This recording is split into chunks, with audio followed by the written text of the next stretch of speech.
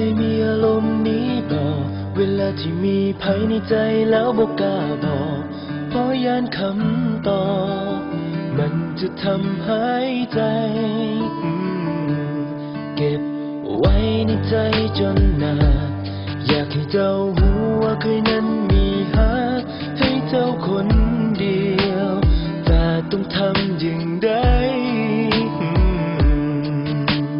ไผต่อไผก็บอกให้เฮาบอกไปบอกฮักเท่านั้นมันได้ยากบ่ได้หากเจ้ามีใจก็คงจะดีแต่ถ้าเจ้าบ่สนใจและคอยจะทำอย่างใดดีอยากให้รู้แต่บอกกล้าบอกอยากจะบอกไปแต่บอกบ่ออกเพราะยานคำตอบจะบ่ตรงกับสิ่งที่ต้องการฟังเลยต้องเก็บไว้ในใจแบบนี้ความอึดอัดใจมันเพิ่มขึ้นทุกทีบอกห่างนั้นมันบ่ง่ายอย่างที่ไผเขาคิดกันหากการบอกฮักมันเป็นเรื่องง่ายๆหากเป็นแบบนั้นมันก็คงสบายหากคอยบ่สนใจบ่แค่คำตอบว่าจะเป็นอย่างไร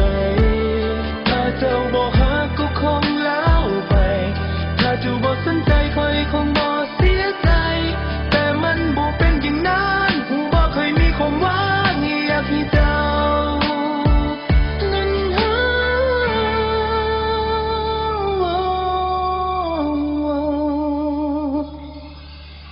ไผต่อไผก็บอกให้เฮาบอกไปบอกฮักเท่านั้นมันจะยากบ่ได้หากเจ้ามีใจก็คงจะดีแต่ถ้าเจ้าบ่สนใจแล้วคอยจะทำอย่างใดดี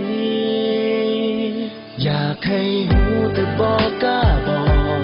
อยากจะบอกออกไปแต่มันเว้าบ่ออกเพราะยานคำตอบจะบ่ตรงกับสิ่งที่ต้องการฟังเลยต้องเก็บไว้ในใจแบบนี้ความอึดอัดใจมันเพิ่มขึ้นทุกทีบอกฮักนั้นมันบ่ง่ายอย่างที่ไผเขาคิดกัน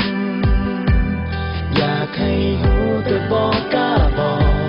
อยากจะบอกออกไปแต่มันเว้าบ่ออกเพราะยานคำตอบจะบ่ตรงกับสิ่งที่ต้องการฟัง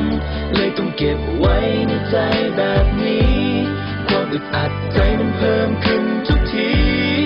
ถ้าบอกฮักนั้นมันเว้าง่ายก็คงบอกไป